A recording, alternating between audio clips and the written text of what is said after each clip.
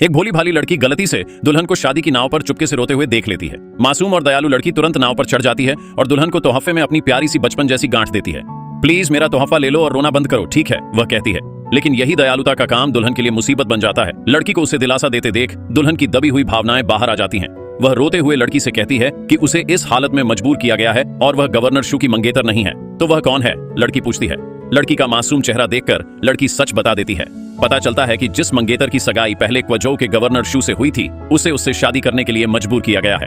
Governor ने सजा के डर से उस औरत को अपनी जगह शादी करने के लिए मजबूर किया है, लेकिन दूल्हे के दिल में पहले से ही कोई और है। लेकिन ये बातें उल्टी पड़ जाती हैं। लड़की अजीब तरह से खुश होकर कहती है कि वह सच में भागी हुई मंगेतर है और दुल्हन से शादी करने के लिए मान जाती है। उन्होंने अपनी पहचान बदल ली जिससे वह अपने प्रेमी को ढूंढने वापस जा सके। दुल्हन हालांकि थोड़ी हैरान थी, लेकिन उसे राहत मिली कि उसकी जगह कोई और शादी कर रहा है। बिना कुछ कहे उसने लड़की के साथ कपड़े बदल लिए और उसे अपनी जगह क्वोजो जाने दिया। असल में औरत को पहले से पता था कि लड़की भागी हुई मंगेतर नहीं है। उसने बस जू को दूसरी जू समझ लिया था। लड़की का मंगेतर, जिसका सरनेम जू था, भी एक लोकल अधिकारी था और जू का सबोर्डिनेट था। वे बचपन से ही एक दूसरे से बहुत प्यार करते थे। जब तक वह 7 साल की नहीं हो गई, उसने गलती से एक लड़के की कैंडी पी ली और तुरंत बेहोश हो गई। बाद में उसे पता चला कि यह उसकी आंटी ने उसे नुकसान पहुंचाने के लिए बनाया हुआ जहर था। जहर के असर से लड़की दिमागी तौर पर कमजोर हो गई। खुशकिस्मती से लड़का उससे जुड़ा रहा और उन्होंने शादी करने का वादा किया।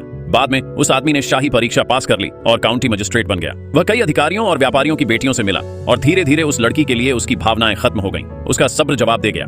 कुछ दिन पहले उसने सूझो में अपने अपॉइंटमेंट के बारे में जोर जोर से बताया। रास्ते में कुजो में लॉर्ड जू से मिलने का इरादा था। उसके आदमियों ने पूछा कि क्या वह लड़की को साथ लाना चाहता है, लेकिन उसने मना कर दिया।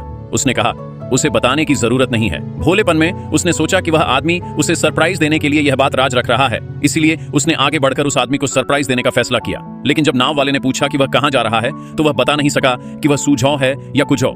जैसे ही वह इस बारे में सोच रहा था, उसने एक शादी की नाव कुजो की ओर जाते हुए देखी। इसके बाद जो हुआ वह शुरू का सीन था। दुल्हन की कहानी सुनने के बाद उसने कुजो के लॉर्ड जू को, जिसका उसने जिक्र किया था, अपना लॉर्ड जू समझ लिया और यह भी सोचा कि भागी हुई मंगेतर वही है। इस लड़की को कुछ दिमागी दिक्कतें हैं, वह जू और जू में भी फर्क नहीं कर पा रही है, लेकिन अपनी आजादी के लिए उसने जानबूझकर उस लड़की की शादी अपनी जगह क्वजो में होने दी। इस बीच जू फीमो ने देखा कि लड़की पूरे 1 दिन के लिए गायब हो गई थी, तो वह अजीब तरह से घबरा गया। आखिर वह हमेशा एक जोंक की तरह थी जिससे पीछा छुड़ाना नामुमकिन था। इसलिए उसने हैरानी से नौकरों से पूछा, मिस जाओयू कल गायब हो गई थी, मिस जाओयू। जू फीमो पूरी तरह से घबरा गया। उसने तुरंत अपने सभी आदमियों को इकट्ठा किया और उन्हें किसी भी कीमत पर लड़की को ढूंढने का ऑर्डर दिया।